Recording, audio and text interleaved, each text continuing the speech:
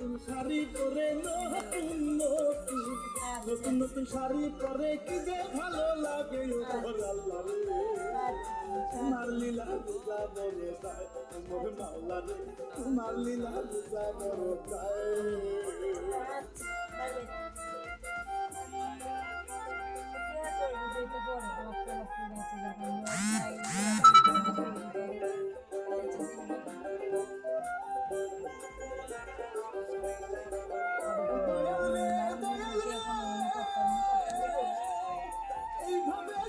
বছর চার খইয়া গেল ভাই করিয়া কথা বলে